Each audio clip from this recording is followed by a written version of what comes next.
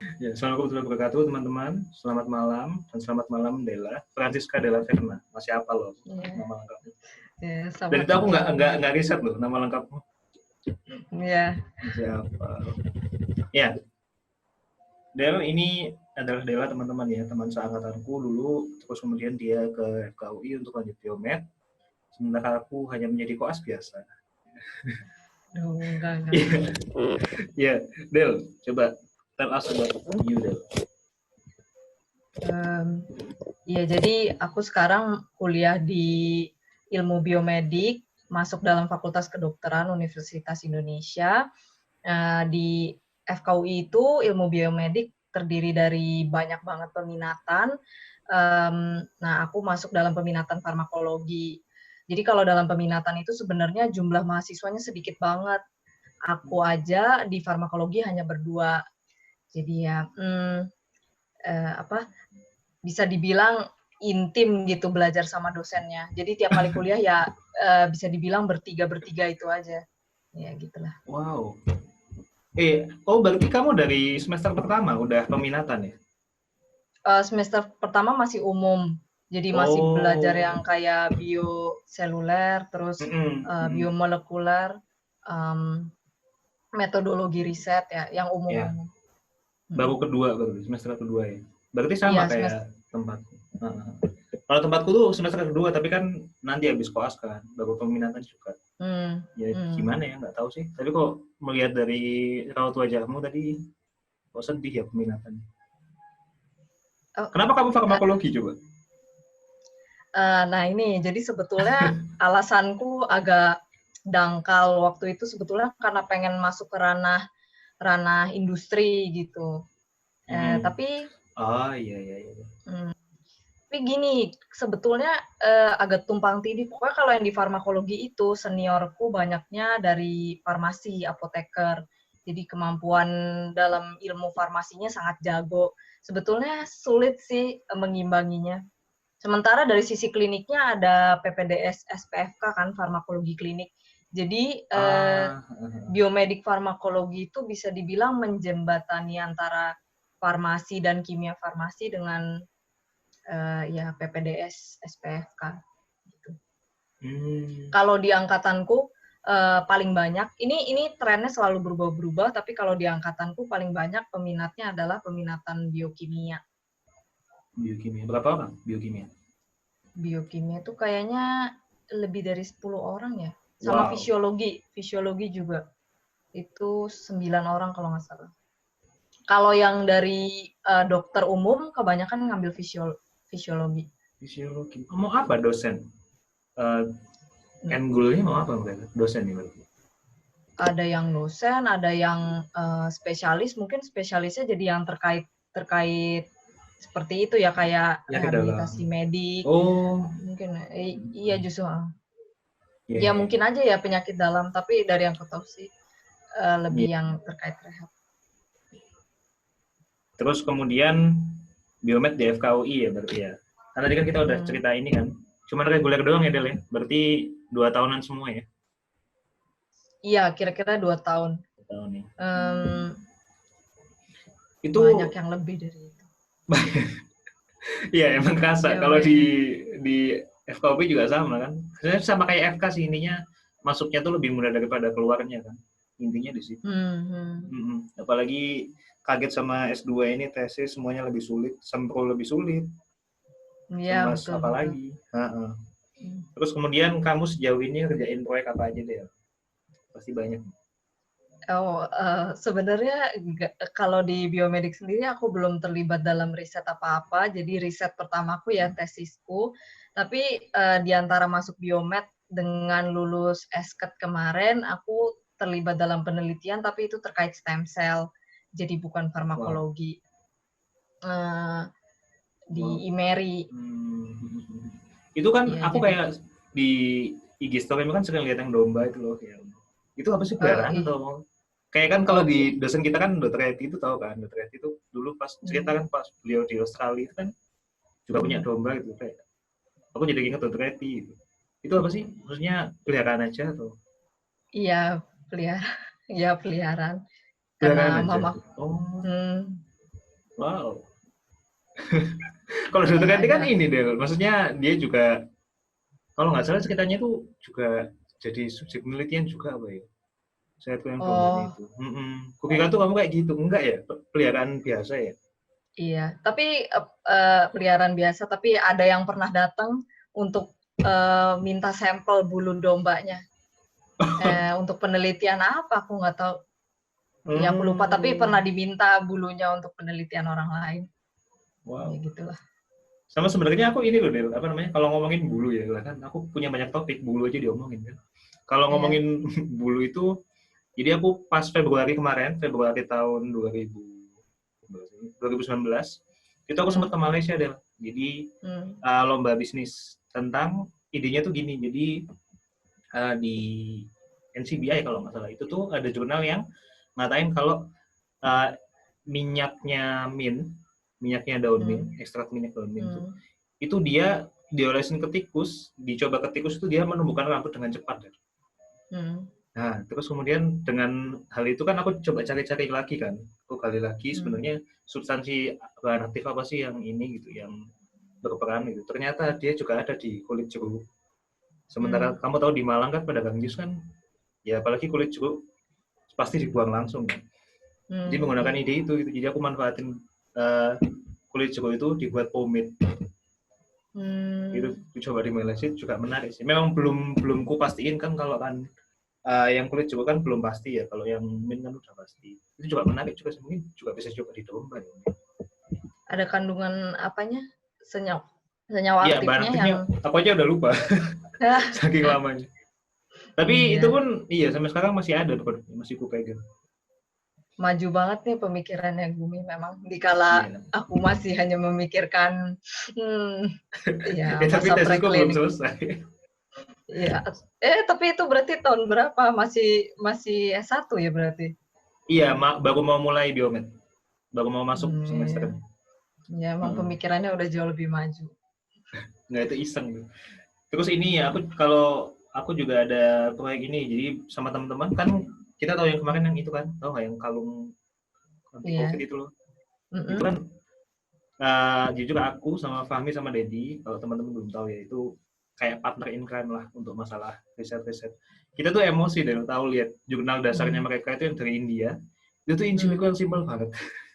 Hmm. Hmm. Jadi tuh aku sama Dedi sama Fahmi itu bikin in silico yang lebih advance lagi sama kita nyari berbagai bahan, berbagai zat substansi gitu yang Hmm. berefek ke kalau yang di jurnal di Indianya itu dia targetnya MPRO namanya atau main protease. Kalau kamu mungkin Iya. pernah dengar ya. Jadi itu tuh kayak enzim utama gitu loh Dan, buat transkripsi replikasinya virus di dalam Hmm. hostnya Hmm. itu. Itu Hmm. tuh kami menemukan yang jauh lebih efektif lagi daripada yang di India. Cuman masih progres nulis. Itu sih kalau di Apa proyek kami. jadinya targetnya? Targetnya tetap MPRO cuman apa Oh, namanya senyawanya senyawa itu ada aktifnya yang iya beda. ada banyak. Kita rahasiakan dulu. Ini Hmm. buat jurnal aja. Iya. Hmm. Kalau kamu yang stem cell itu ngapain deh proyeknya itu? Itu boleh nggak ya di share Oh, gini? oh jangan ya. Maksudnya Hmm. buat apa gitu mungkin? Paling enggak. Kalau yang aku terlibat itu untuk terapi kanker. Tapi kan Ah, kalau stem cell-nya UI itu banyak untuk paling banyak yang dan sudah diaplikasikan itu kan untuk pengobatan terkait patah tulang, jadi untuk regenerasi tulang. Itu yang wah. betul-betul sudah diinjeksikan ke pasien sih. Dan ini eh efikasinya bagus ya. Iya, Diinjekan kalau yang ke untuk pasien langsung. kalau yang untuk tulang itu udah terbukti bagus. Nah, ini Wow. Oh, wow, sebetulnya wow. lagi merambat ke bagian-bagian lain ya terkait hematologi, kemudian kanker, terus sebetulnya ada juga yang lagi berlangsung itu uji klinik untuk mungkin targetnya apa ya, regenerasi paru atau apa ya sebenarnya, tapi untuk pasien COVID juga macem-macem sih. Regenerasi paru. Oh, ada juga Anjing. yang untuk memperbaiki ini apa namanya palatum kalau sumbing tapi mungkin Labio Genato itu ya. iya betul itu juga. Oh bisa pakai stem cell. Wow, Iya. keren banget. Asli keren banget. Sama ya luka bakar juga kan. Terus kan kamu kan ini kan farmako ya, farmakonya Biomed ya. Wow, sangat spesifik kan. Kamu apakah tahu nggak kayak pengobatan-pengobatan herbal buat COVID gitu? Tahu kamu? Pernah dengar nggak? Sebetulnya lebih ke nyari waktu Ya, apa-apa. awal-awal apa sebenarnya di awal-awal mulai pandeminya masuk ke Indonesia itu kan dari FKUI sendiri dekannya ya kalau nggak salah itu udah menyarankan ada beberapa tanaman yang memang diutamakan gitu untuk diujikan herbal. Tapi nggak tahu kelanjutannya sampai sekarang karena kan uji klinik juga kalau misalnya belum ada hasilnya kita nggak bisa akses sebetulnya kan kalau lagi berlangsung. Kalau dari yang ku tahu itu tapi bukan di Indonesia itu madu. Jadi dia desain studinya paralel, pasiennya tetap diberikan dengan pengobatan standar. Kalau saya dibandingkan dengan placebo ini di negara mana ya? Ya itu yang udah lebih maju sih dan dia terdaftar di clinical.gov itu. Oh langsung, clinical trial langsung daftar di sana. Iya betul. Wow, itu langsung uji klinis dia, pakai madu dan bagus ya hasilnya. Iya. Wow. Kalau apa namanya? Aku malah pernah baca itu ada yang diuji ini deh, jadi pakai in vitro. Cuman aku lupa pokoknya di Cina. Terus kayak nama tanamannya tuh nama Cina gitu. Padahal di jurnal itu tuh nama tanaman-tanaman lain itu kayak dia tuh ngasih nama umumnya gitu loh, kayak nama latinnya ini, terus garlic, nama latinnya ini, terus jahe gitu. Kok jahe ginseng. Oh kalau iya khusus kan yang kalau nggak salah jahe juga diujikan, juga salah satu tanaman yang diujikan, tanaman herbal yang diujikan. Tuh. Itu ada satu yang di Cina itu yang terbukti in vitro buat virusnya COVID. Udah. Jadi kan kalau yang lain kan kebanyakan in silico ataupun apa namanya yang SARS-CoV-1 kan, yang kemarin atau influenza gitu kan. Itu tuh benar-benar udah in vitro di COVID berhasil. Tapi satu itu tok di tanaman di Cina. Lupa aku namanya, nama Cina soalnya. Oke. Terus karena kemudian kemarin kalau nggak salah ada dosen yang sharing juga sebetulnya sampai titik ini menumbuhkan SARS-CoV-2 ini sendiri juga sulit. Jadi mau uji in vitro padahal kultur virusnya sendiri sulit kan ya gimana gitu kan. Iya benar. Dan malah ya takutnya kan membahayakan orang juga dan tadi jadi boro-boro untuk nguji ekstrak dari herbal, orang mengkultur virusnya aja udah sulit. Bahaya. Ya makanya mungkin yang sekarang kesebar adalah yang untuk molecular docking, kalau enggak uji in vitro dan in vivo maupun uji klinik, tapi menggunakan tanaman herbal tertentu pada virus lain selain SARS-CoV-2. Benar. Ya itu kebanyakan masih kayak gitu sih. Cuma buktiin ini kan ada efek antiviralnya gitu aja kan. Iya beda-beda ya, ada yang mau menarget ke aplikasinya, ada mau menarget yang mau menarget efek sebagai antiinflamasi, antifibrosisnya. Ya memang banyak opsi lah istilahnya. Oke, terus kemudian kita beralih dari pengobatan. Aku tuh baru tahu setelah baca jurnal tentang herbal ini ya. Ternyata tuh secara genetik, ini jurnalnya masih utuh kita buka. Itu tuh COVID tuh COVID yang di manusia itu genetiknya tuh lebih dekat ke arah virus corona yang di pangkal nih, bukan di kelelawar. Di kelelawar itu 88% kemiripan genetik. Kalau di pangolin itu 91%. Itu aku kaget sih. Kamu apa tahu nggak itu? Apa tahu udah lama? Enggak sih, aku baru tahu kalau yang dari ternyata secara genetik virusnya lebih mirip dengan yang pangolin ini. Iya, mungkin karena dia hewan darat gitu ya, jadi lebih banyak kontaknya, terus kemudian ternyata memang penjualannya lebih tinggi, terutama di Asia, untuk yang pengobatan herbal daripada kelelawar gitu. Jadi manfaat pengobatan tradisionalnya lebih dipakai lah sama orang Asia. Jadi itu sih mungkin yang kenapa transmisinya lebih besar atau kemiripan genetiknya lebih besar dengan yang pangolin daripada kelelawar yang hidupnya ya maksudnya terbang, dia bisa kemana-mana. Benar. Nah, tapi kan maksudnya kan sejauh ini dari apa namanya penyebaran media di masyarakat kan ini kelelawar kan, gitu sih yang ini udah kelihatan nggak share screen-nya nih? Iya kelihatan. Kelihatannya. Ini loh, cuman satu ini doang tanamannya. Lian Huang Qiwen lain. Ini dia in vitro loh. Enam cells dan ini SARS-CoV-2 dan literally in vitro. Hebat banget ya. Nah ini berarti maksudnya sudah komersial atau belum tuh sel-selnya? Oh nggak tahu ya, Viroin namanya aku baru ini dengar. Tahu kan Hela doang. Ada kalau yang kanker mah banyak ya apa namanya Iya sih. galur sel kanker yang komersial. Iya, tapi aku tuh pertama kali baca tentang Hela tuh ini loh, kagum loh. Maksudnya tuh dari istilahnya kan kita manusia 7,7 apa sih triliun ya? Kok triliun sih? Miliar apa sih? Miliar aja lah. Terus kemudian dari satu orang manusia tuh ada berapa banyak sel lagi dan satu sel Hela itu yang bisa bermanfaat bagi sains kan. Maksudnya itu tuh hal yang mengagumkan gitu. Ini nih Del, yang pangolin. Labet tuh cuma 88% loh. Terus kita dianggap sebagai maksudnya pangolinnya dianggap sebagai intermediate host ya di sini. Iya. Soalnya kan kita maksudnya mungkin jarang direct kontak dengan kelelawar kan. Dia juga berterbangan di mana-mana. Dan yang ke pasar hewan. Iya.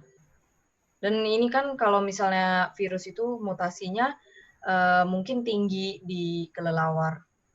Kalau dari sharing temen yang bekerja di lembaga Eijkman, salah satunya juga karena metabolismenya dia tinggi. Sebetulnya perlawanan terhadap bukan perlawanan terhadap virusnya, jadi mutasi virusnya itu lebih tinggi, tingkat mutasi virusnya lebih tinggi daripada pada manusia. Mutasinya. Wow. Iya, tingkat mutasinya lebih tinggi. Oke.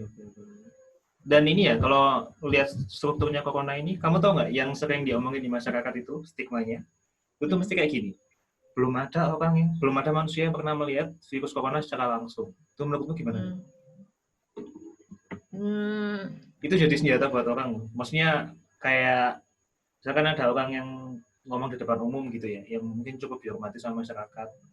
Kemudian dia tuh ya atas suatu alasan lah, dan dia kan juga bukan tenaga medis apalagi di bidang riset kan. Ya maksudnya asal ngomong aja gitu. Itu gimana? Kalau menurutku soalnya aku kemarin nemu ini, jadi mikroskop elektronnya, gambaran mikroskop elektronnya COVID ini. Berarti kan ininya secara ofisial udah melihat langsung, Mas. Iya, betul. Dan betul-betul sebagus itu sebetulnya bentuknya kan, sedetail ini. Betul. Maksudnya tuh itu juga yang bikin apa ya, kayak stigmanya di masyarakat tuh benar-benar asal ngomong gitu loh. Orang yang dihormati dan didengar banyak orang itu juga asal ngomong, nggak tahu apa yang dia omongin itu juga sih. Padahal setelah dicari-cari udah pernah ngeliat langsung. Ya apa ya, kalau misalnya pun nggak bisa lihat penyebabnya ini ya setidaknya memahami akibatnya lah. Udah banyak orang yang bahkan mungkin orang-orang terdekat kita yang sudah mengalami gejalanya, kemudian mungkin sampai kondisinya sangat menurun gitu. Ya mungkin berangkat dari situ tanpa perlu melihat dan mengetahui bentuknya kayak apa aja, harusnya sudah lebih hati-hati ikut dalam mencegah transmisinya. Ya apalagi sekarang ternyata naik dimunculkan lagi bahwa ternyata dia bisa melalui penyebaran airborne nih. Airborne. Ya, Yang awal kan itu tadinya udah ada kan riset tentang itu, tapi dikatakan bahwa itu cuma dalam setting riset. Setelah jalan berapa ini 2 bulan atau 3 bulan muncul lagi bahwa ternyata tidak hanya dalam setting riset tapi di dunia asli juga ada airborne. di.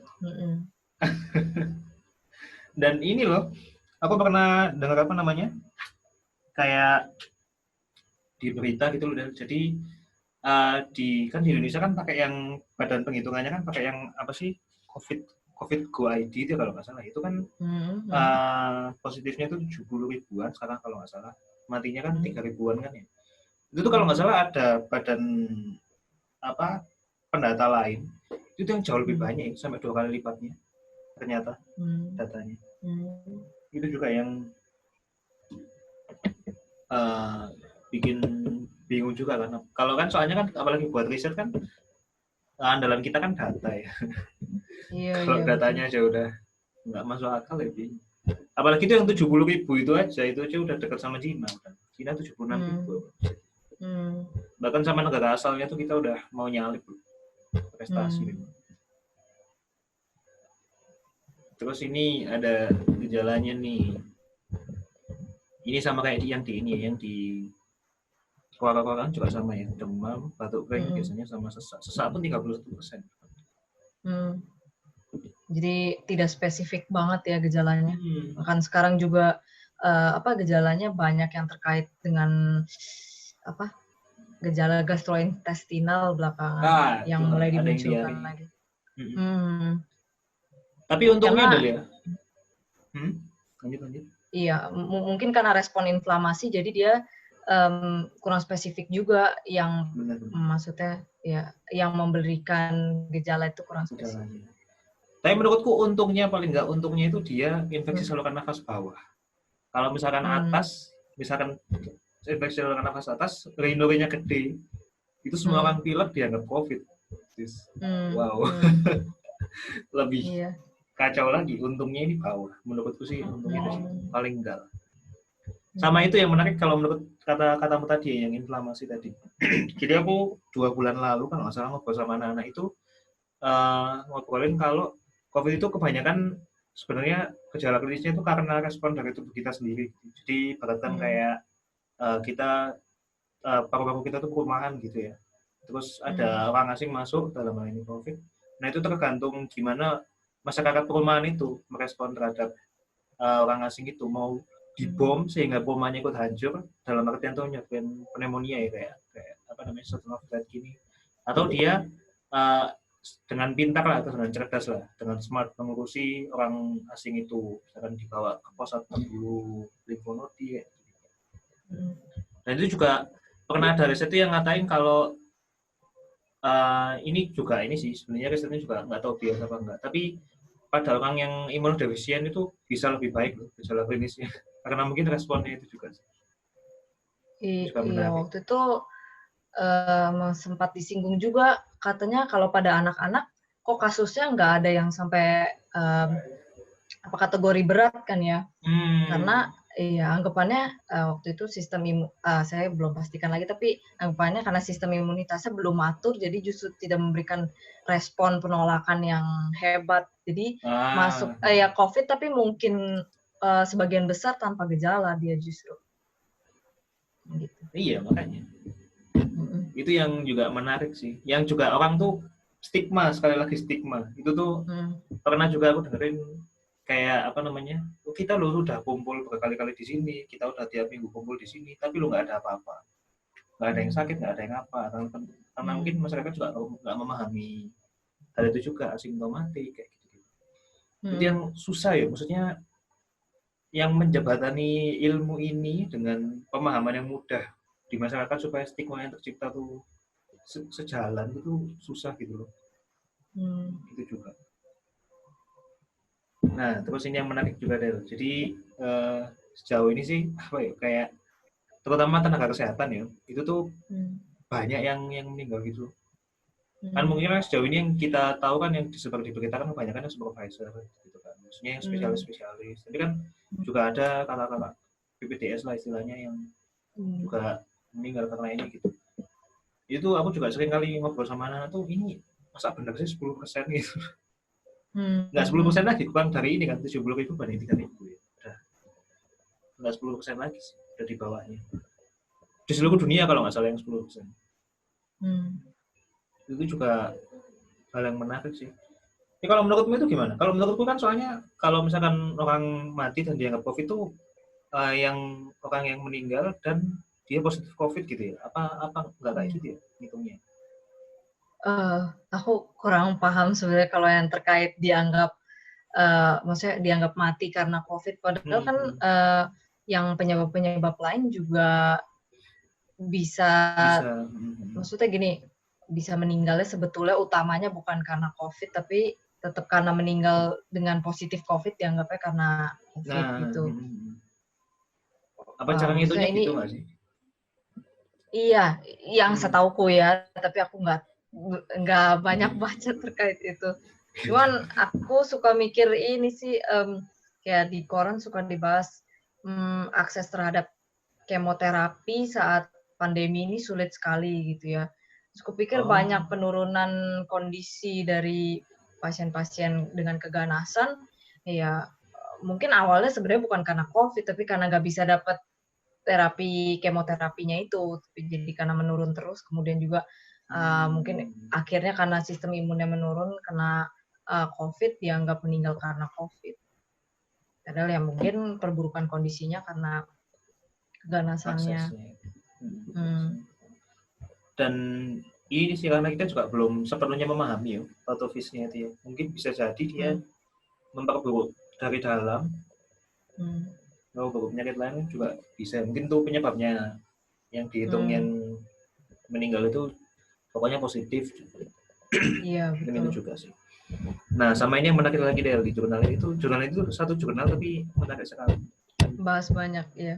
Iya, hobiku aneh melihat gini. Nah, ini produk herbal. Dan di sini nggak ada kalung, Del. Bingung nggak? Iya. Ini ada essential oil nih, ada nih. Air disinfektan essential oil. Tapi nggak ada gambar kalungnya. Sama, kamu pernah lihat nggak? Maksudnya kan kamu kan farmako ya. Mungkin apa pernah lihat nggak sediaan kayak ini coating di masker, terus essential oil di apa ini kayak apa sih? Tetes reagin apa ini? Terus semprotan. Pernah lihat ginian nggak? Kalau yang coating di masker ini juga sebetulnya belum pernah ya.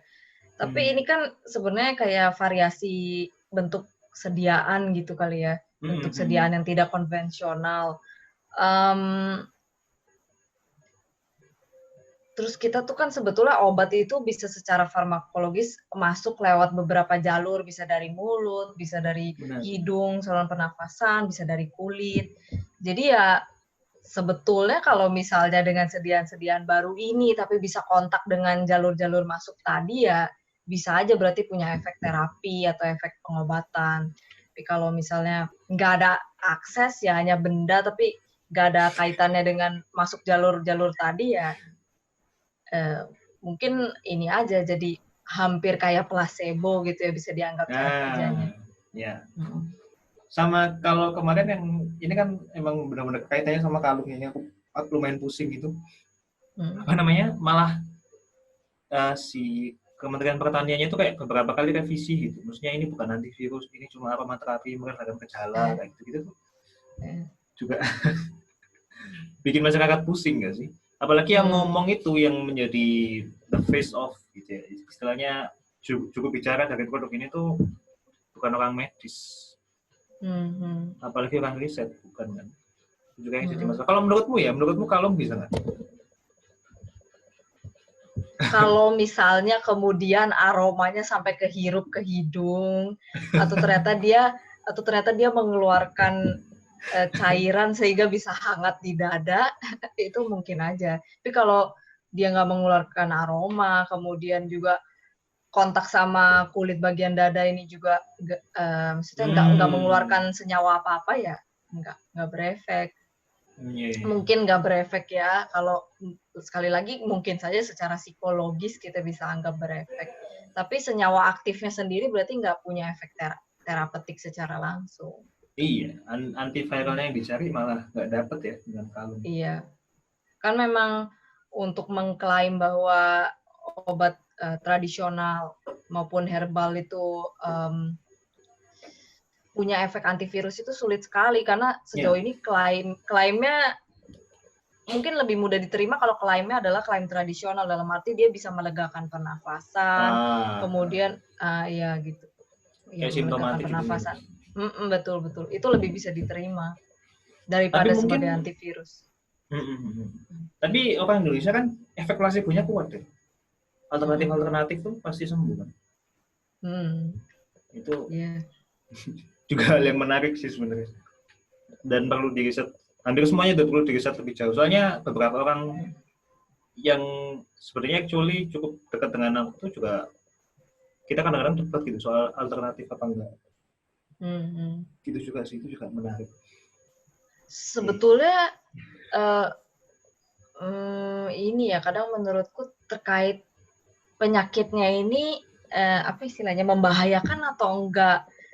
Dalam artian kalau misalnya dia cukup stabil gitu penyakitnya, mungkin nggak apa-apa kita coba alternatif lain. Tapi kalau dia mendesak gitu, tiba-tiba menyebabkan perburukan pada pasien, ya sebaiknya tetap berpegangnya pada obat konvensional.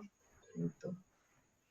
Kalau penyakitnya stabil ya mungkinlah lebih masuk akal dijadikan kita pegang nama alternatif itu. Tapi COVID ini kan membahayakan orang lain juga dan perburukannya juga cepat. Jadi menurutku riskan kalau kita berpegang kuat bahwa alternatif itu bisa menyembuhkan seperti itu. Ya, benar. Untuk poin menyembuhkannya itu antivirusnya itu yang sesuatu apa ya? Pernyataan besar sih yang sangat sulit untuk diuji kebenarannya. Dan aku yang kemarin tuh yang cukup bangga ya sama masyarakat Indonesia. Jadi aku kemarin tuh karena kemarin kalau kamu lihat di IG, aku kemarin bikin video tentang ya kayak ngomongin komennya orang Indonesia tentang kalung COVID gitu loh. Itu videonya banyak ya, sumpah. Nah itu yang aku coba cari itu komen negatif deh. Dan itu susah nyari komen negatif. Itu pun komen negatif yang aku taruh di IG itu pun orangnya bercanda, orangnya tuh sarkas. Tapi sebenarnya Hamin satu aku bikin video itu sebelumnya, aku nggak sempat screenshot, itu ada orang yang benar-benar dengan apa ya, dengan polosnya, dengan blatantnya tuh bilang kayak gitu. Apa yang aku bilang kalimat pertama tuh, jadi ini pasti dokter nggak mau menerima hal ini karena nanti uang BPJS-nya berhenti kayak gitu. Padahal ini ada obat yang murah kayak gini. Itu tuh benar-benar ada orang yang komen kayak gitu. Cuman aku lupa screenshot. Ada juga yang bilang ya udah nggak apa-apa lah gitu, dicoba aja, orang cuma minyak kayu putih gitu, apa sih salahnya kayak gitu juga. Tapi kebanyakan orang di komen-komen gitu tuh, aku bangganya mereka sinis dengan hal itu, apalagi dengan kayak ini yang ngomong padahal cuma seorang menteri pertanian gitu. Emang tahu apa dia kayak gitu. Maksudnya sadar sih orang Indonesia tuh sadar akan apa yang dia dengerin dan apakah itu dari ahlinya atau bukan. Cukup membanggakan. Soalnya kalau kebanyakan orang di sini tuh dengerin info, percaya itu dari orang yang dia sayangi atau dia suka, bukan dari yang ahlinya. Itu juga jadi masalah. Kamu di Jakarta pernah nggak ngalamin kayak gitu? Sejauh ini dalam lingkupku somehow nggak ada yang sharing tentang itu. Jadi sekalipun ada, waktu itu dijadiin soal ujian sama dosenku. Jadi itu dijadikan kasus. Wow. Jadi ya ujiannya tentang tentang pengembangan obat herbal. Jadi akhirnya ya itu satu-satunya. Kurasa lingkupku tidak banyak yang membicarakan tentang berita-berita yang beredar di masyarakat seperti itu ya, maksudnya bahwa ternyata bisa kayak minyak waktu itu sebetulnya dalam berita WhatsApp-nya itu adalah bisa diminum kayu putih itu minyak salah. Jadi kita tuh harus bedain antara daun kayu putih atau ataukah minyaknya itu kan. Kalau hasil rebusan daun kayu putihnya itu bahkan juga bisa diminum nggak ya? Aku lupa. Yang pasti setauku minyak kayu putihnya itu bukan untuk diminum, untuk dihirup aja, nggak ada yang untuk diminum. Ya kayak gitulah. Mungkin Jadi placebo punnya, ya tapi kalau sampai diminum terus jadi bahaya gimana? Soalnya kalau dicari kayak dari farmakop internasional maupun nasional, ada laporan keracunan minyak kayu putih. Ya ampun, gara-gara intoksikasi minyak kayu putih. Ya, iya, ya gitu kan. Ini pika kali. Kalau penggunaannya salah juga malah membahayakan kan. Kalau sebagai itu ngeri. Maksudnya kalau kalung malah mungkin nggak membahayakan kalau misalnya membuat dia tidak hati-hati ya. Nah, iya. Kan udah pernah dipakai sama menterinya. Bangga dia. Tapi klaimnya kan berubah-berubah. Klaimnya udah bukan antivirus. Tiap hari berubah loh itu. Iya. Gokil nggak nunggu seminggu, nggak nunggu apa, udah. Aku mau ngomong ini, besok beda lagi. Udah laku duluan nanti kalungnya. Dan itu masalahnya itu diproduksi loh. Diproduksi massal. Itu yang kacau. Dan apa namanya? Aku pernah lihat di komen, itu tuh katanya eukaliptus sama kajubut oil itu beda. Gimana deh? Kalau kamu pernah tahu nggak? Apa itu sama sebenarnya? Eukaliptus sama kajubut. Kayu putih. Kayaknya kalau kayu put oil itu kan ya tadi yang dibilang minyak kayu putih. Berarti itu hasil pengolahan eukaliptus ya. Kalau nggak salah, jadi eukaliptus ini bisa, kalau menurutku ya, kayak dianggap ya tanamannya itu kayu putih. Nah, dan itu aja varietasnya banyak. Eukaliptus itu varietasnya banyak. Nah, ya berarti kalau dianggap eukaliptus bermanfaat, mungkin maksudnya bukan minyaknya. Bisa aja bukan minyaknya gitu. Nah, kayu put oil ini salah satu produk dari salah satu varietas eukaliptus itu yang aku pahami sih. Oh iya. Itu juga yang kemarin jadi bahasan di komen. Nggak tahu sih orang yang komen orang pertanian apa gimana. Itu juga menarik juga loh, jangan-jangan salah klaim, bisa aja salah baca jurnal juga kan. Komentarnya kalau tapi itu apa senyawa aktifnya ya aku nggak tahu kamu jadikan bahan docking juga atau enggak, tapi senyawa aktifnya mungkin saja terkandung di dua-duanya, di tanamannya maupun di minyaknya, minyak kayu putihnya juga terkandung, bisa aja. Tapi kan walaupun terkandung di dua-duanya, cara pakainya juga tadi bisa beda. Misalnya yang satu ternyata bisa diminum, yang satu nggak bisa diminum. Itulah kelemahan in silico. Iya harus dipertimbangkan pas nanti konsumsinya gimana. Tapi kan kalau nggak salah sih ya yang pernah dicoba untuk docking, ya di yang jurnal yang orang India ini tadi ya, yaitu eukaliptol ya kalau nggak salah senyawa aktif. Aku lupa namanya. Sama udah lupa. Nah, yaitu terkandungnya di mana, di tanaman seluruhnya, di daunnya kah, di batangnya, atau di minyaknya. Iya juga, benar juga. Itu yang bikin aneh juga, maksudnya membuat produk hanya dengan dasar in silico kan juga. Nah, gitu. Apalagi produksi massal dan yang produksi nasional. Dan maksudnya tuh in silico kan nggak ada cara dari in silico buat apa namanya, kayak memastikan route of administration yang paling bagus apa gitu loh. Nggak bisa kan pakai in silico ya? Apa bisa? Kayak misalkan kayak bedain kalung sama inhaler gitu-gitu loh. Emang bisa di in silico ya? Nggak bisa kali ya, cuma bisa maksudnya tapi kita bisa nentuin lipofilisitasnya ataupun ya misalnya kelarutannya. Ya dari situ bisa aja sih kita punya rekomendasi sediaan apa yang paling maksimal. Tapi kalau kalung yang disebut Kementan ini pas dilihat cara makainya itu nggak ini loh, Del, nggak, maksudnya dia nggak taruh dalam baju loh, taruh di luar loh dengan bangganya itu. Kalau anti virus, maksudnya tuh bukan, iya nggak dibatasi baju ya. Kayaknya targetnya kan ini inhalasi juga. Berarti harusnya ditaruh lebih dekat ke atas daripada mengantung ke bawah ya. Lebih ke nemtek itu, Bu. Iya. Nemtek antivirus. dual fungsinya banyak. Sama aku pernah lihat story kemarin yang lucu itu, kan Kementerian kan berubah klaim itu bukan antivirus kan? Iya kan? Di package-nya tulisannya antivirus corona. Udah tergantung terlanjur diproduksi berarti ya.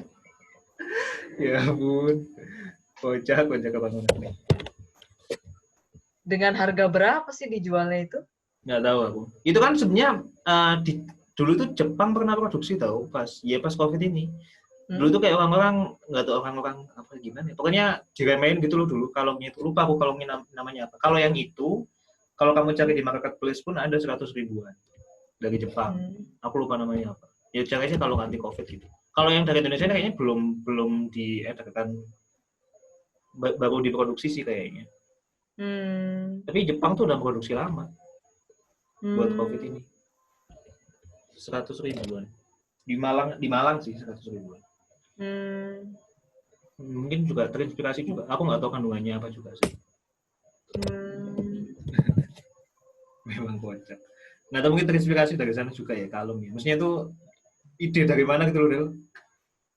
Bikin kalung. Kayaknya terinspirasi sih. Nggak masuk akal. Ya kenapa nggak topi atau apa gitu ya, atau kacamata. Nah iya kan. Kalau niru Atta kan bisa pakai ini kan, headband iya. anti COVID. Lebih dekat ke hidung ini, lebih dekat ke hidung. Iya.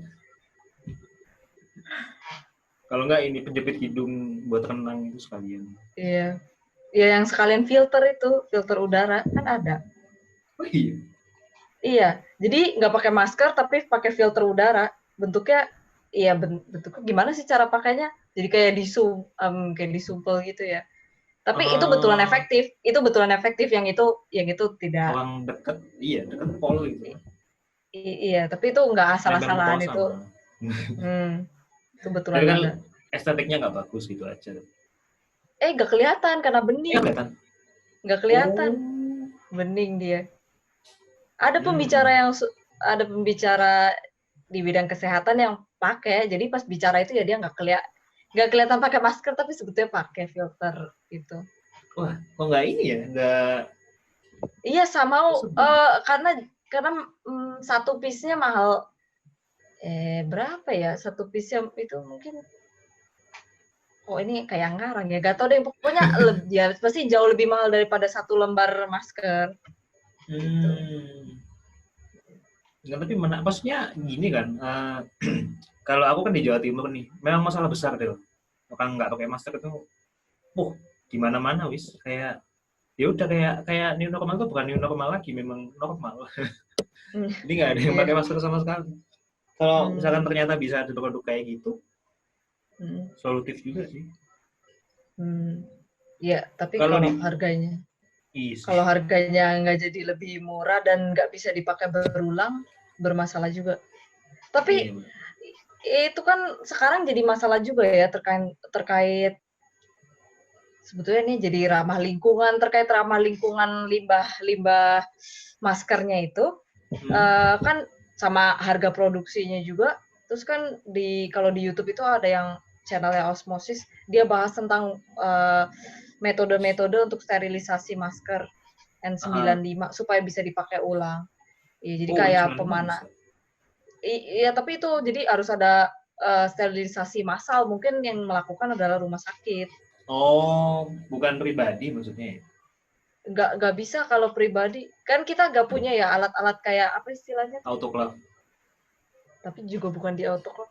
Ada yang di oven, ada yang dipanasin nggak dipasteurisasi.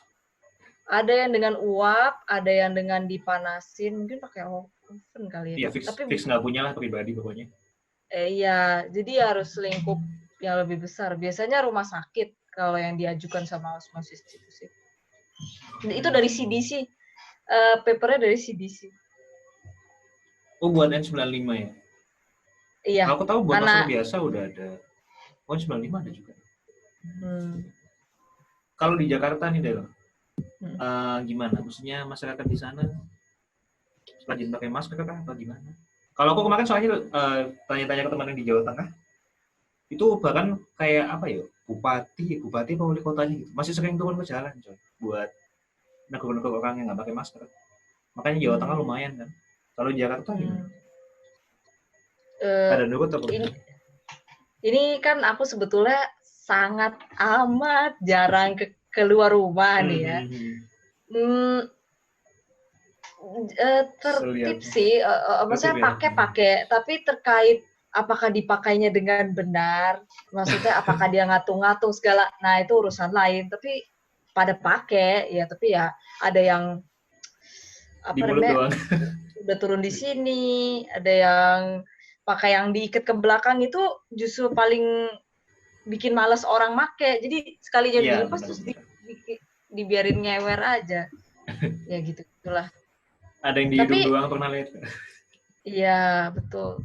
Tapi tertib sih, maksudnya mayoritas pakai. Oke. Ya itu yang membedakan berarti. Di Jawa Timur. Wow. Oh, sama ini ya sebetulnya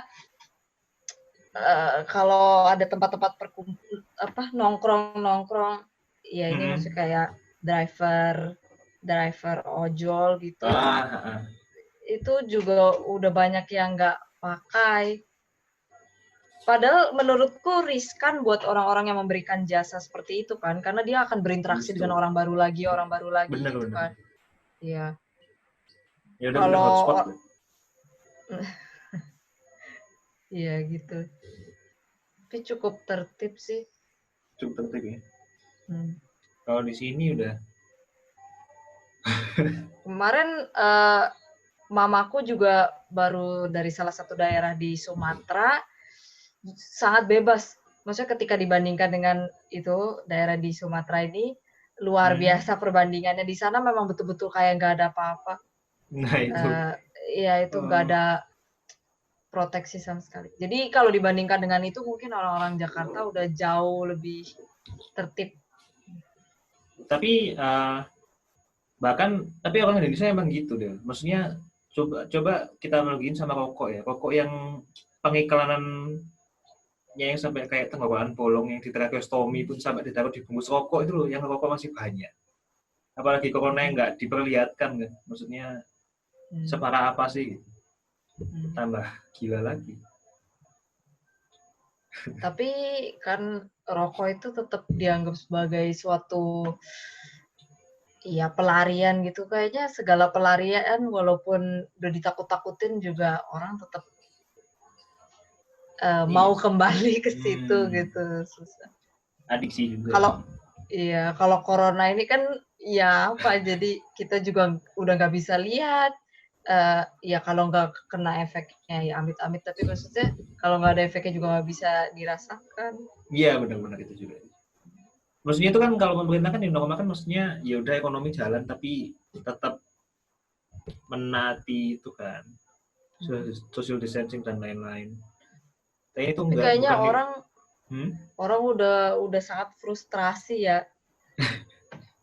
Jadi ya memang harus ditekankan bahwa ini perjuangan bersama. Jadi perjuangan demi untuk tidak mencelakai sesama sih. Nggak gampang. Iya, diri sendiri dan orang lain kan. Ya Del, sekarang kita lepas dari corona, kembali ke personal. Anjay. Ini Del, kan kita kan ketemu pertama semester 1 ya? Ya iyalah, mau kapan lagi. Apa namanya? Pindahan. Dikira SMA anjir pindah-pindah.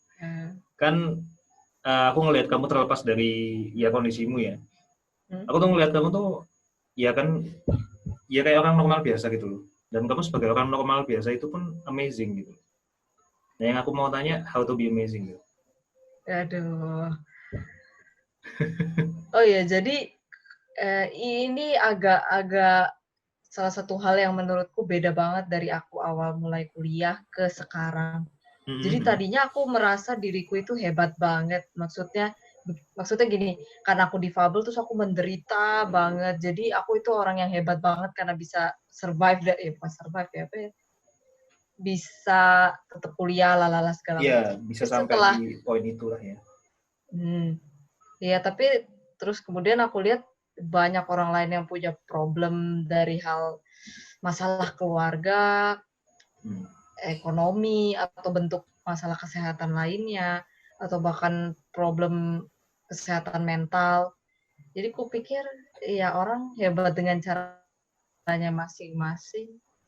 Aku nggak tahu, jadi aku how to be amazing gak ada gitu. Menurutku yang hebat adalah yang bisa melalui hari-hari dengan positif, itu yang paling Iya, luar iya. biasa. Iya benar. Dan itu Wow. masih susah. Kenapa kita sampai pikiran gitu? Nah, tapi maksud itu aku awalnya mikir ke kamu deh. Itu tuh sama kayak kamu itu, maksudnya kan difabel terus aku harus bantuin gini. Nah, ketika kan aku kan dulu counting kan ya. Ketika aku mau bantuin kamu dan kamu bilang nggak usah, itu saat itu juga aku menganggap kamu sebagai orang biasa. Dan sebagai orang biasa pun, maksudnya ketika aku dengan pandangan netral nyamain kamu sama orang lain, ya kamu masih amazing. Jadi maksudnya itu pertanyaanku bukan bukan apa namanya, kamu amazing karena kamu kayak gini, enggak. Kamu amazing karena dari pandangan netral pun ya kamu memang orang yang amazing. Mungkin Bingung ya. karena semangat belajarnya kali ya. itu pasti. Nggak tahu, mungkin aku selalu punya pemikiran ini sih, orang itu baru bermakna kalau dia sampai merasa hidup ini jadi gimana, buatku kalau orang merasa hidup ini berat banget tuh berarti dia udah berjuang gitu. Jadi ya harus rada menderita, itu berarti Anda sudah berjuang gitulah. Ya gitulah menurutku. Kadang dengan aku kuliah di Malang aja itu udah suatu kepuasan sendiri, bisa hidup mandiri kayak gitu-gitu. Iya, benar. Ya di luar Ini itu aku nggak tahu sih apalagi yang amazing. Kayaknya pokoknya makin kesini aku lihat orang-orang makin luar biasa. Terus ini aku di biomedik juga teman-temanku, karena ini juga kelas reguler kan, bukan fast track, banyak teman-teman yang udah punya keluarga. Itu bener-bener deh. Luar biasa banget lihat beliau-beliau ini, ada yang anaknya 3 gitu kan, ada yang menjadi orang tua baru, anaknya baru lahiran, ada yang lagi hamil masih kuliah, kayak itu hebat banget gitu loh untuk ngontrol semua itu.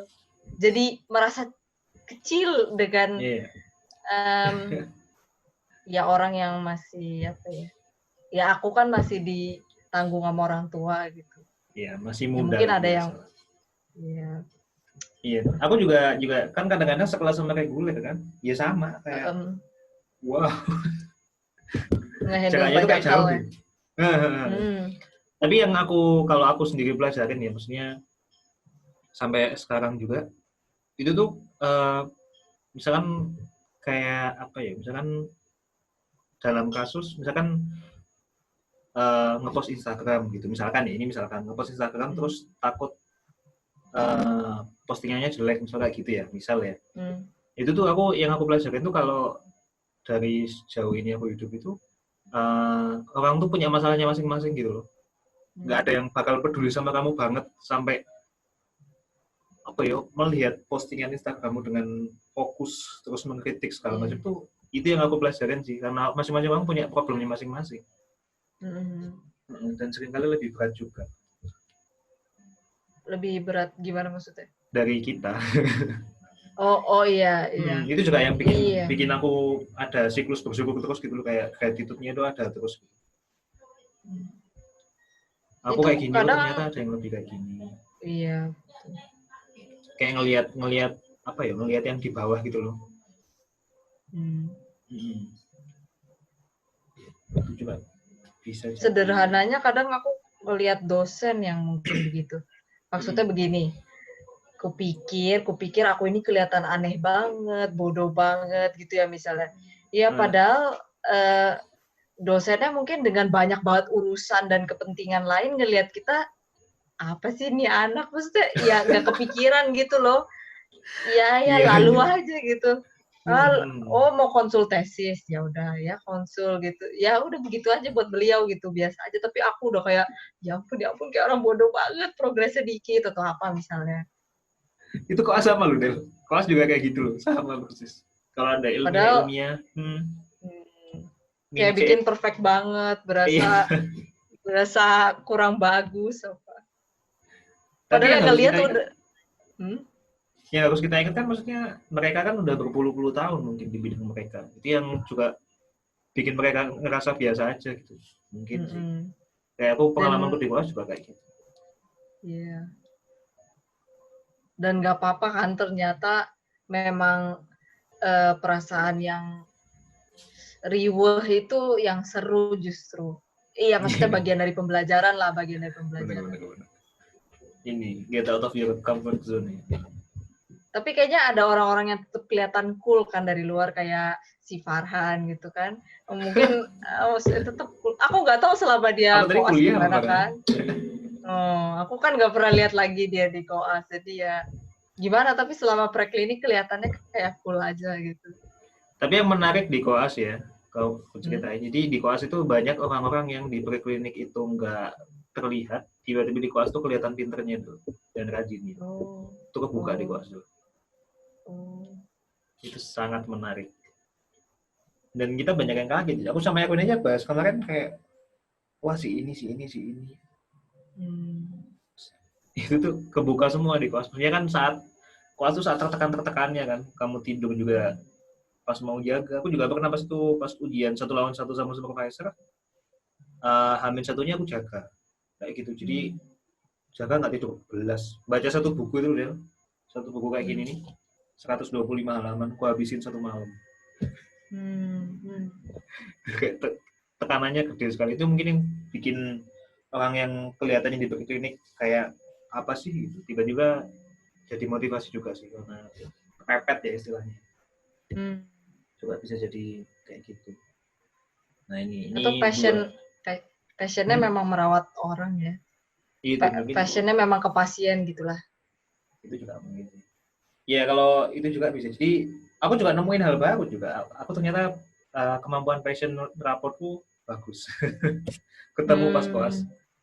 Itu kalau pas koas tuh aku di GD itu pernah ngobrol sama pasien sampai aku dikira Desta. Terus diajak selfie, terus kita WA-WAan. Sebagai itu teman-temanku ada yang kan juga. Kamu tuh gimana sih caranya bisa kayak gitu? Ngajak keluar ke pasien ngopi itu juga. Yang juga aku ketemuin sendiri kalau aku pepet lah istilahnya. Nah ini deh 2 poin terakhir. Yang pertama adalah kamu boleh nanya satu pertanyaan ke aku.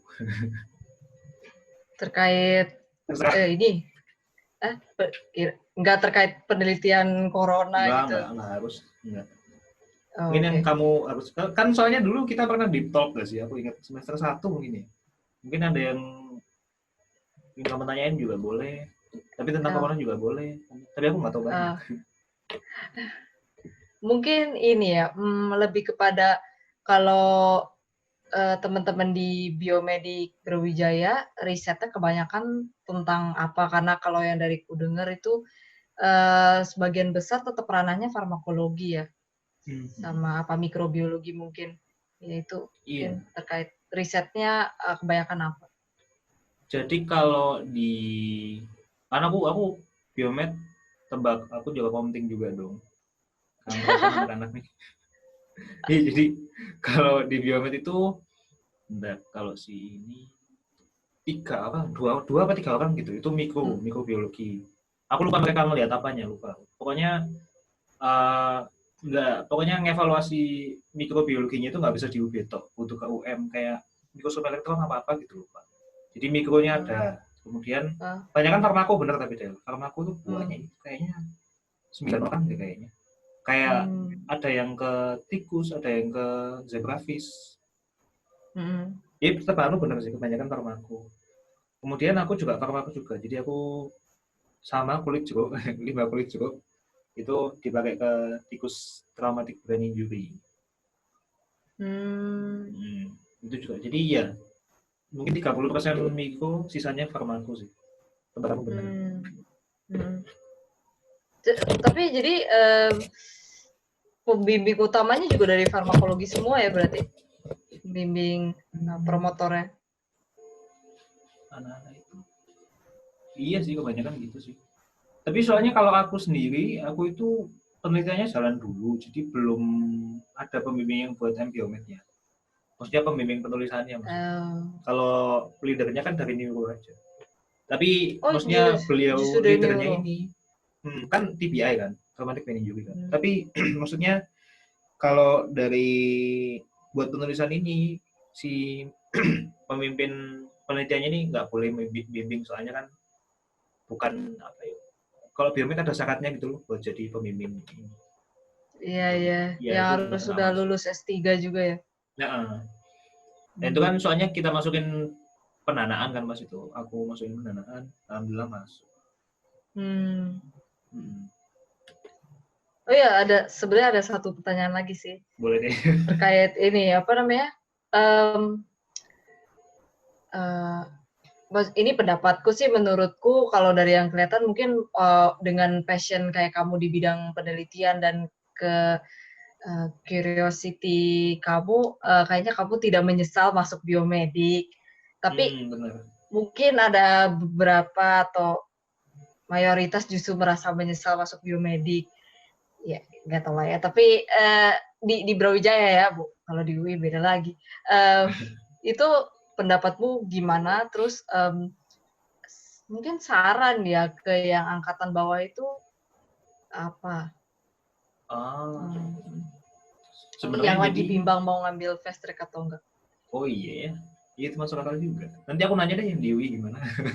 Ya, kalau yang di UB itu kan kalau menurutku sih ya. Jadi kalau menurutku itu aku tuh dulu pas pergi klinik itu jujur aku lebih paham ilmu-ilmu yang bisa aku lihat. Jadi kayak anatomi, mikro pun asal ada gambarnya itu aku bisa lihat, maksudnya bisa memahami dengan cukup lancar lah. Nah, biomed itu adalah salah satu ilmu yang aku paling abstrak gitu.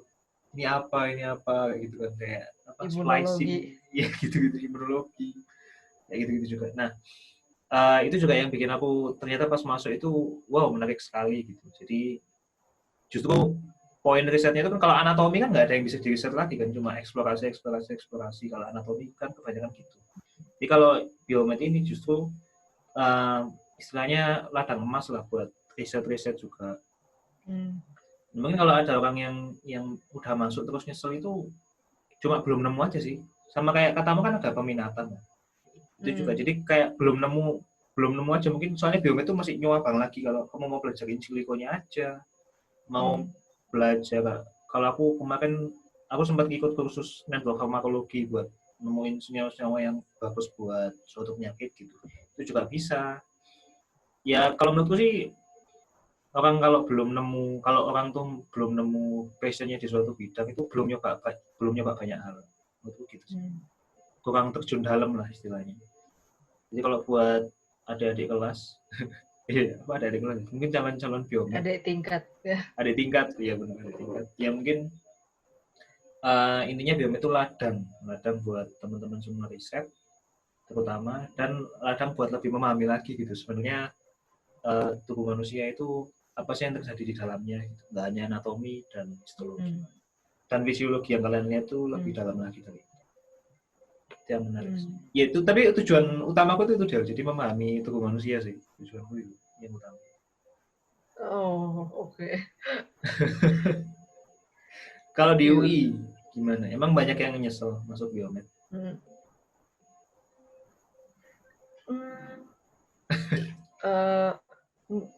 Mungkin gini, kalau dari teman-temanku kayaknya yang menyesal adalah yang membandingkan dengan biomed yang apa yang Peminatan lain. Jadi kebanyakan nggak menyesal, apalagi banyak yang dibiayain sama tempat kerjanya gitu kan, sama perusahaannya. Banyak yang ada yang dari Eijkman, ada yang dari POM, terus ya, jadi ya enggak sih penyesalannya orang-orangnya lebih matang gitu lah ya karena kelas reguler. Tapi yang muda-muda ada aja sih yang menyesal. Aku bisa dibilang menyesal tapi enggak juga. Intinya bukan menyesal kali ya. Lebih frustrasi kok ternyata sesulit ini. Iya, ternyata sulit banget ya, gitulah.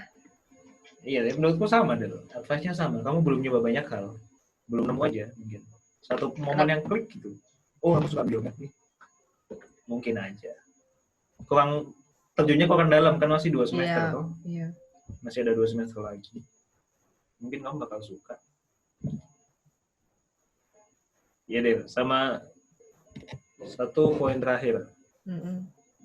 Yaitu Iya. kamu kasih satu Ya, kalimat buat pendengar. peminatan yang beda. Apa? Wah, keputus tadi. Lanjut. Oh iya, Eh, kalau terkait peminatan tadi ya, menurutku sih biomedik secara umum menarik banget. Tapi ketika udah masuk ke peminatan itu lebih spesifik lagi. Jadi ya kalau apalagi di farmakologi, entah kenapa sisi biomediknya minim. Jadi besar juga porsi farmasinya menurutku. Ya gitulah. Tapi apa ya goalnya peminatannya? Apakah maksudnya kan gelarnya sama kan, Del? Berarti langsung ke karirnya peminatan nantinya.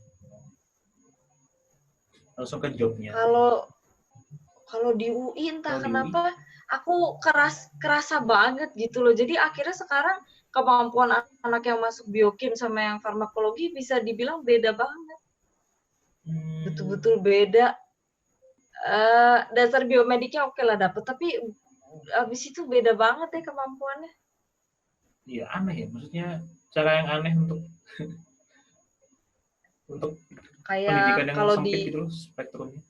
hmm, kayak aku sekarang jadi jauh lebih paham tentang regulasi obat, uji klinik, yang kayak gitu. Regulasi Terus yang obat. iya, kemudian yang teknis Wow. teknis teknis yang terkait farmasi lah maksudnya. Nah, kalau yang biokim ya lebih paham yang terkait pathway segala macam, terus enzim-enzim yang bekerja di ya obat juga ya bisa terkait obat, terus ada yang bagian onkologi, kemudian ada yang bagian sains transfusi, ada yang sains reproduksi terkaitnya sama pasien-pasien HIV, kemudian infertilitas, masalah kandungan, spesifik banget ya kalau udah masuk peminat. Yang stem cell juga ada, yang bioinformatik, yang iya tadi yang fisiologi. Ya fisiologi itu lebih banyak yang terkait dengan apa ya? Terapi terapi yang berbau olahraga gitu kali ya. Itulah. Fisioterapi gitu. Iya. Aneh ya. Kalau di UB, kalau dari yang ku dengar kayaknya pembagiannya itu nggak terlalu kentara. Ya kalau Iya, di UI dari yang ku rasa kentara banget bedanya. iya makanya kayak kenapa kok digituin? Maksudnya jadi spesifik banget gitu loh, pilihannya sempit banget ya Iya untuk betul. kedepannya. Itu sih. Dan ini ya yang masyarakat nggak tahu tuh ininya ya, kayak perjuangannya seorang peneliti terutama kan lama banget dulu sebelum bisa menjadi ahli. Iya. Harusnya dia terbaik. Sebetulnya ini agak menyangkut juga dengan jadi pas aku lagi masih di preklinik, maksudnya dengan pemikiran aku masih bisa lanjut di kedokteran ya, Gum, masih bisa ikut pendidikan profesi. Aku juga ngelihatnya, ya apa sih klinik pasti lebih penting lah daripada riset. Tapi setelah masuk ke dunia riset ternyata kok susahnya. Jadi Tapi menarik. tadinya jujur aja mungkin agak sombong gitu masuk ke dokteran, tapi kemudian aku ya terlempar masuk ke dunia riset. Jadi lebih bisa menghargai di bidang ini sekarang. Tapi gimana itu? Soalnya kalau aku ketika udah terjun ke biomed juga aku tertarik riset kan pastinya jadinya. Tapi aku secara klinis juga aku tuh suka ngobrol sama pasien, sama keluarganya juga. Maksudnya itu juga sekarang aku belum nemu gitu. Aku mau kan, orang kan biasanya kalau kedokteran kan, kamu nanti mau riset apa mau klinisi gitu kan. Itu aku sekarang belum bisa milih. Ya tadi kamu untung Del, kamu apa maksudnya nggak koas Del, serius. Jadi nggak bingung gitu. Atau biar nggak nggak capek, tapi ya. Iya, capek banget ya. Ya waktu itu, Hmm? iya bahkan waktu itu juga kan memutuskan untuk nggak lanjut kan, nggak tahu bakal ada pandemi ya, ternyata ada pandemi, ya ampun. Ya semua terhambat gitu. Iya makanya. Kalau kamu ceritain, jadi pas aku koas perda dulu, Jaka, itu pasnya 30 deh, pasnya GD. 30 itu aku dulu sama Bagus, kalau kamu tahu anak PDJ. Itu tuh jadi kalau dulu bulan-bulan sebelum tahun 2020 sekitar istilahnya September sampai Desember lah 2019. Itu radiologinya itu di bawah deh. Jadi biasanya itu satu lantai dengan IGD, tapi karena lagi direnovasi, radiologinya itu pindah ke bawah. Dan remnya ke bawah itu kayak zigzag gitu loh, Del. Turun menggo, dorong bed gitu loh. Dan itu dorong bed 30 kali kan. Dan kadang-kadang satu bed nggak sekali doang. Itu tuh bagus. Naik turun. Iya, naik turun. Itu tuh bagus. Sampai jatuh dinaikkan gini ya. Iyalah. Sampai terus katanya ini kakinya lumpuh katanya. Aduh. Itu capek itu dia. Kamu tuh nggak kuas, mending jangan. Iya memang sih. Katanya yang perempuan pun juga ya nggak diperlakukan beda gitu. Itu sebenarnya gini ya. Ya kadang aku agak menurutku agak beda sih gimana. Maksudnya secara prinsipal nggak beda, tapi ketika di lapangan kayak yang dorong bed ke bawah aku aja, ini cowok aja. Tapi sekarang udah satu lantai lagi kok sama ini. Enak dong. Iya. Jadi suruh bolak-balik pun nggak apa-apa gitu ya. Iya. Sama ini deh, satu poin terakhir deh. Satu kalimat buat para pendengar. Ini nanti ya videonya tuh potong-potong. Maksudnya yang mentahnya ini pasti ada. Maksudnya udah diperbaiki noise-nya segala macam, gua upload. Tapi nanti gua potong-potong. Jadi buat micro konten istilahnya, kayak yang gua lakuin sama Erwin. Cuman kemarin yang sama Erwin nggak banyak karena kualitas rekamannya kurang bagus. Ini kalau bagus jadi micro konten. Jadi ada kayak gini lah, ada satu kalimat buat pendengar, ada pertanyaan buat aku. Jadi bisa dipotong. Apa dia satu kalimat terkait apa nih? Ya mungkin apa semangat kayak apa kayak. Kayak follow your passion apa apa mungkin kalau misalkan kamu menyesal masuk farmako ini, ya mungkin kamu jangan bisa masuk. Jangan masuk farmako, kocak nih. Pesannya mungkin justru terkait corona ya. Ya, kalaupun tidak percaya bahwa virus corona itu semembahayakan itu, ya lihat efeknya aja dan jangan bahayakan orang di sekitar kita gitu. Walaupun mungkin kita nggak mau, ya kita nggak peduli dengan diri kita sendiri. Pokoknya pikiran orang lain ya, intinya pikirin orang lain. Ya, aku nggak tahu jadi satu kalimatnya gimana. Iya, itu udah satu kalimat. Ya, pokoknya pikirkan orang lain dan pikirkan diri sendiri. Jadi kita melindungi diri kita sendiri dan melindungi orang lain dari corona. Mantap. Ya, terima kasih Della, Francisca Della Verna, mahasiswa Biomed FKUI, anjay. Bekasnya FKUB. Ya. Oke, gitu aja teman-teman.